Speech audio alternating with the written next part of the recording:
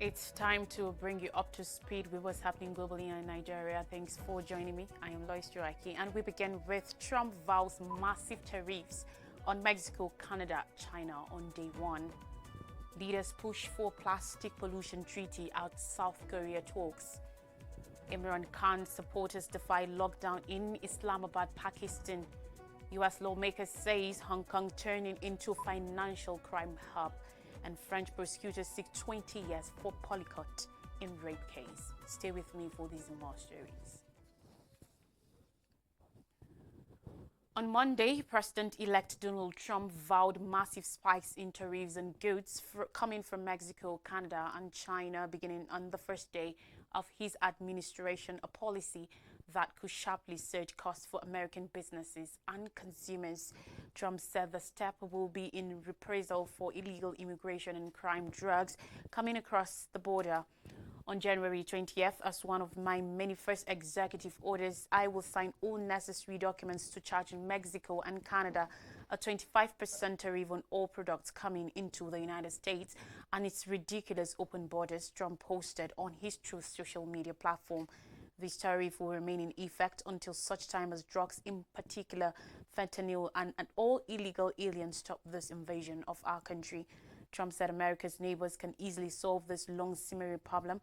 Similarly, Trump said China will face higher tariffs on its goods by 10% above any existing tariffs until it stops the flow of illegal drugs into the United States. I have had many talks with China about the massive amounts of drugs, in particular fentanyl, being sent into the United States, but to no avail, Trump also posted on Truth Social. The president-elect claimed in the post that Chinese officials promised him the country would execute drug dealers caught funneling drugs into the United States but never followed through.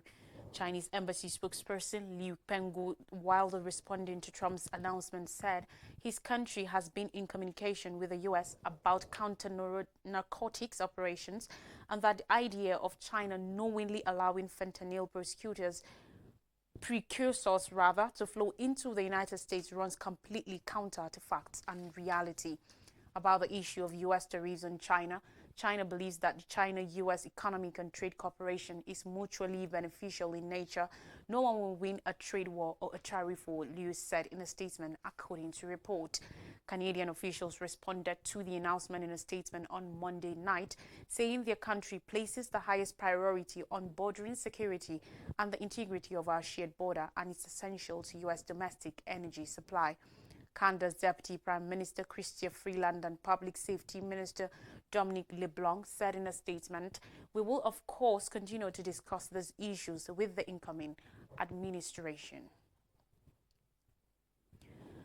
Negotiators are assembling in Busan, South Korea this week in a final push to forge a treaty to tackle the global plunge of plastic pollution. Kim Won-sup, South Korea's Minister of Environment, said during the opening session on Monday that we must end plastic pollution before plastic pollution ends us. Led by Norway and Rwanda, 66 countries plus the European Union say they want to address the total amount of plastic on Earth by controlling its design, production, consumption, and disposal. Many countries, including island nations hard hit by plastic pollution, are pushing for a more ambitious agreement that addresses unchecked growth in the production of plastics, most of which are made from fossil fuels. But oil and plastic producing countries and companies want the agreement to focus more on recycling measures, even though less than 10% of the 400 million tons of plastic produced every year is presently recycled, according to the United Nations Environment Programme. That leaves hundreds of millions of tons of plastic that can end up in landfill, on incinerators, or in natural environments anywhere from the deep sea to the peaks of Mount Everest.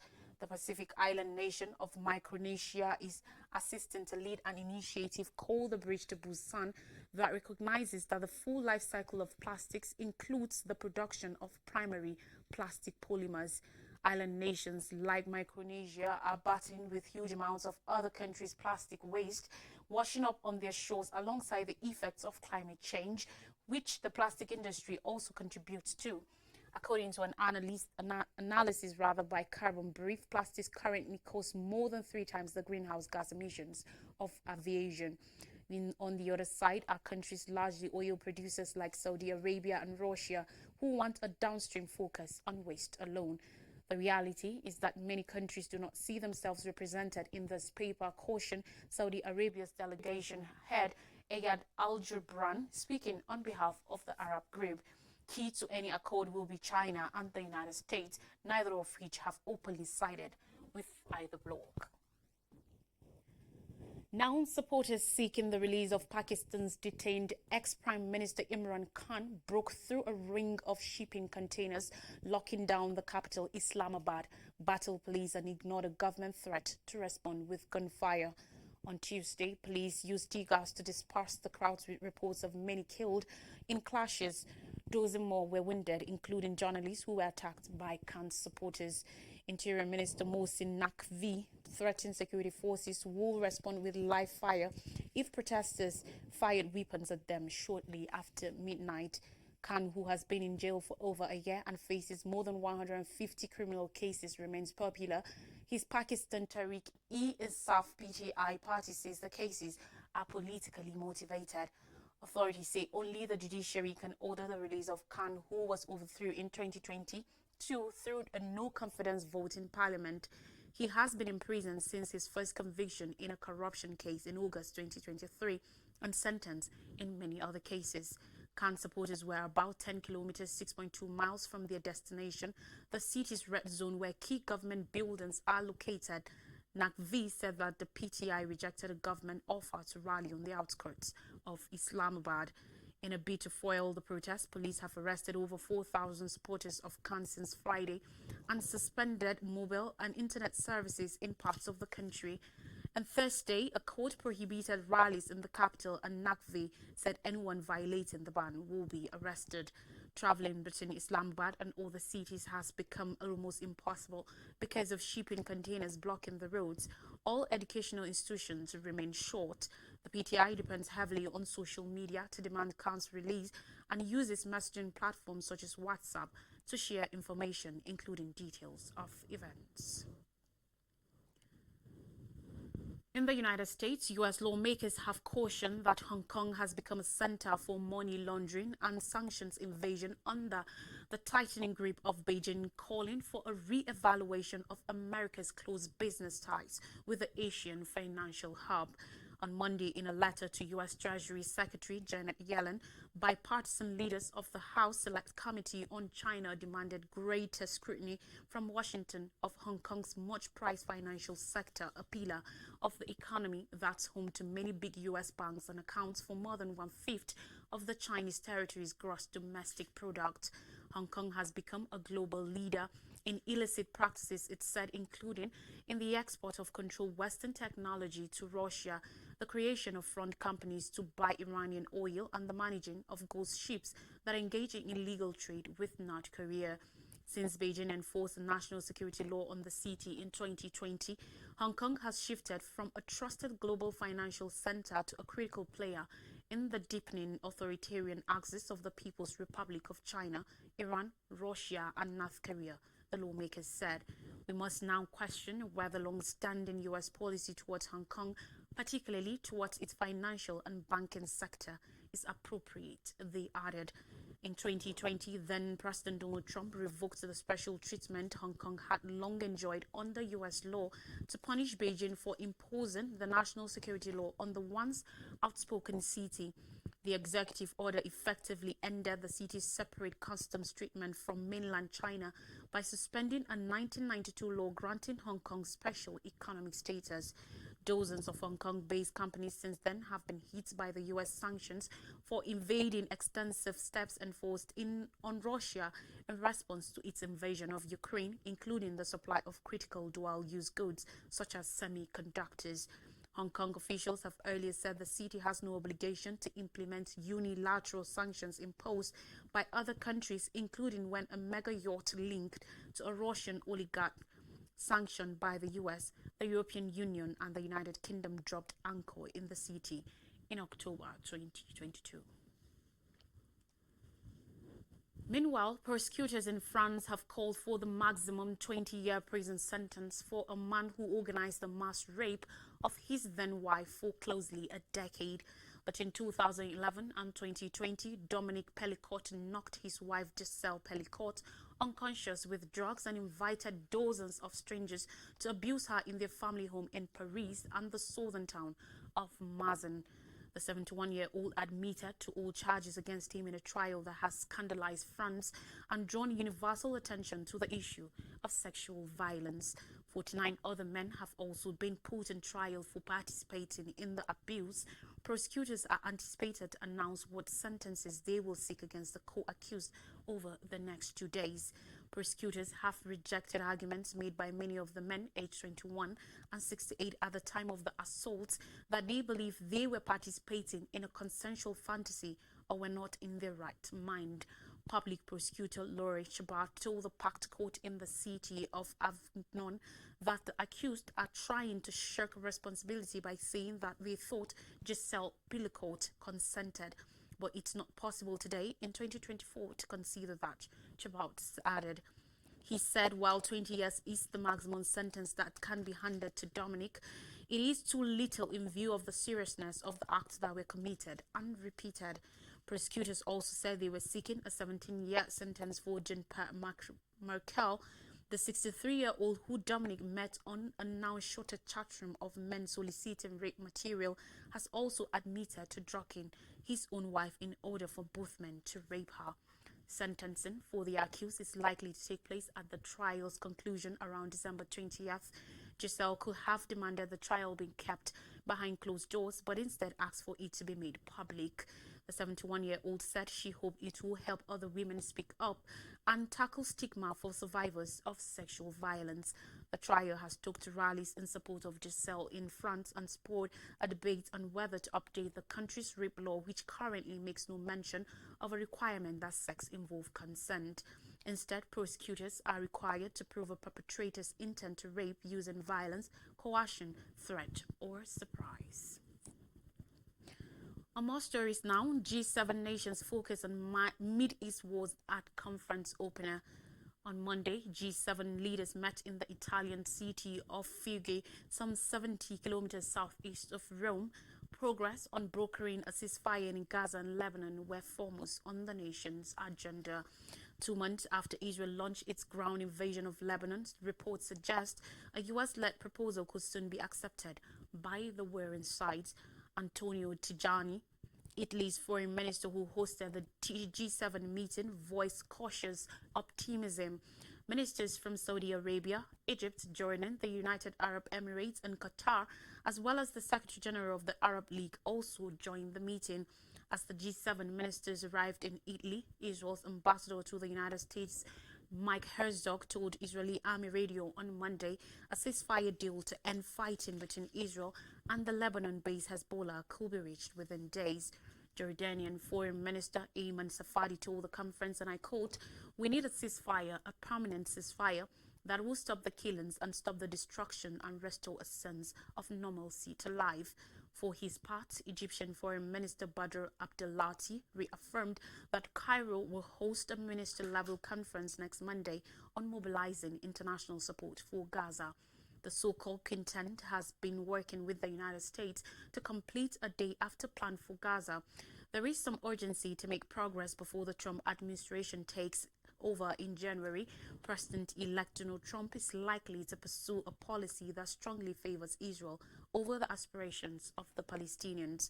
The proposal under deliberation to end the fighting calls for an initial 2-month ceasefire, during which Israeli forces will withdraw from Lebanon and Hezbollah will end its armed presence along the southern border south of the Litani River. For now, Israel continues its brutal attacks across Beirut, including meters from a Lebanese police base and the city's biggest public park. Lebanese politicians have condemned the ongoing airstrikes and said they are hindering U.S.-led ceasefire negotiations. The country's deputy parliament speaker accused Israel of increasing its bombardment in order to pressure Lebanon to make concessions in indirect ceasefire negotiations with Hezbollah. Now we take a quick break. When we come back, stories from Nigeria. Please don't go anywhere. Thank you.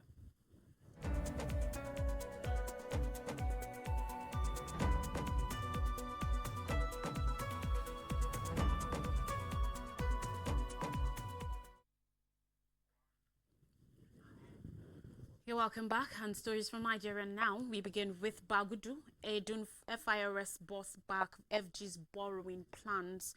Some ministers in the cabinet of President Bola Ahmed Tinubu have supported the administration's borrowing plan amidst an addition in revenue aims by the government revenue agencies.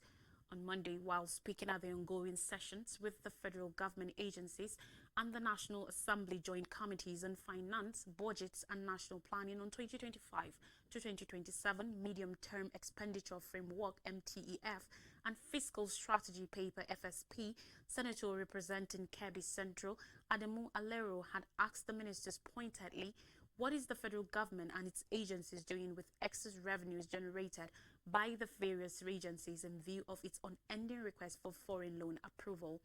Checks last week showed that the Senate approved Tinubu's request for 2.209 billion US dollars, equivalent to 1.767 trillion naira. Senator Atiku Abagudu, the Minister of Budget and Economic Planning, reminded the federal lawmakers that the borrowing plans contained in the 35.5 trillion naira 2024 budget were mainly meant to fund the deficit, which is 9.7 trillion naira. His counterpart in the Ministry of Finance, Wale Edun, spoke in a similar vein as he noted that borrowing was still required for proper funding of the budget, despite added revenues made by some agencies. Zach Adedeji, chairman of the Federal Inland Revenue Service (FIRS), also told the lawmakers that loans being requested for by the executive were already part of the Appropriation Act. The FIRS boss also told the Assembly that the agency under his leadership has exceeded its revenue target. According to him, on company income tax, 4 trillion naira was targeted, but 5.7 trillion naira has been realized now. On education tax, while 70 billion naira was targeted, a total of 1.5 trillion naira has been realized.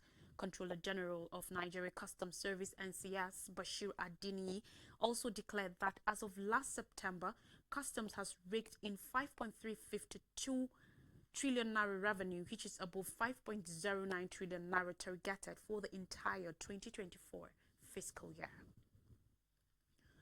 Talking insecurity, Lakurawa, federal government to deploy more troops as sect spreads north. According to reports, the federal government will deploy more military personnel and formations in the state where the terrorists operate as part of efforts to fight the Lakurawa sect. This is, as reports said, the sect which operates in northwest states Sokoto and Kebbi has moved into Niger State and north-central Nigeria, as well as in Kaduna State. The Sokoto state government claimed that it was concerned about the lives and property of its people, noting that security topped its 9-point agenda. Ahmed Aliyu, Colonel Ahmed Usman, retired the special advisor on security matters to the governor, said the federal government vowed to deploy more security operatives in the state to address the sect that attacked Mira Village, Kebbi State, leaving 17 residents dead on November 8th. The terrorist group also rustled dozens of cattle in the community as the village vigilante fought back, killing 2 members of the group during an exchange of fire. The governor's aide, speaking further, explained that the present administration had been providing logistic support to the security agencies, assuring that Lakurawa would soon be a thing of the past. The special advisor further explained that the state government also set up programs to empower youths to discourage their involvement in crime and violence or being recruited by the Lakurawa sect. The Minister of Defense, Mohammed Abubakar, assured citizens and residents of Sokoto and Kebbi states of the preparedness of the armed forces to crush Lakurawa and other terrorist groups. The minister gave the assurance in Sokoto as the sect reportedly extended its tentacles to Niger and Kaduna from its former hideouts in Kebbi and Sokoto states. Following the November 8th attack on Mira, the defense headquarters deployed more troops in the area to dislodge the terror group, which was said to have occupied the area for over 6 years. A report said the group was dislodged from its hideout and numerous cattle recovered. Speaking while respecting the facilities of the air components of Operation Fansanyama in Sokoto, the defense minister revealed that the army had taken a decisive decision against the Lakurawa. And finally on the news, talking economy, services sector boosts Nigeria's GDP by 3.46% In the third quarter of 2024, Nigeria's annual gross domestic product (GDP) increased by 3.46%, representing a 0.919 percentage point rise from 3.16% recorded in the second quarter of the year 2024 and 0.92 percentage point higher than 2.54% growth recorded in the equivalent period of 2023. The National Bureau of Statistics (NBS) report indicates that the improvement was driven majorly by the services sector of the economy. The economy in the third quarter of 2024, according to the NBS, recorded an average daily oil production of 1.47 million barrels per day (NPPD), higher than the daily average production of 1.5 million barrels per day recorded in the same period of 2023 by 0.02 million barrels per day and higher than the 1.41 million barrel per day recorded in second quarter of 2024 by 0.07 million barrels per day. Remarking on the development, analysts at Cardinal Stone Research said, and I quote, "Overall, we estimate that the service sector remained the cornerstone of GDP growth, underpinning our full financial year 2024 estimate of 3.2% against 2.7% in 2023. Analyst at Afrinvest PLC on their part said, trailing the industries and agricultural sector growth estimated unculminated at 2.2% and 1.1% sequentially, down from 3.5% and 1.4% in quarter 2 of 2024. We flag that the slowdown in the agricultural sector growth underscores the currently elevated food inflation rate in October 2024 at 39.2%. Likewise, we linked the slowdown in industry sector growth momentum to the reverberating effect of the increase in energy prices. PMS price rose from 750 naira per litre in quarter 2 to 1,060 naira per litre in quarter 3, and further pressure on the FX rate in the quarter. The NAFEM and parallel market rates fell by 2.54% and 10.4% in quarter 3 to 1,541 naira. That 0.94 and rather 1,680 naira respectively. A recap of major stories says Trump vows massive tariffs on Mexico, Canada, China on day 1. Leaders push for plastic pollution treaty at South Korea talks. Imran Khan supporters defy lockdown in Islamabad, Pakistan. U.S. lawmakers says Hong Kong turning into financial crime hub, and French prosecutors seek 20 years for Pelicot in rape case. And that's all in the news. Thanks for watching. I am Lois Strikey. See you next time.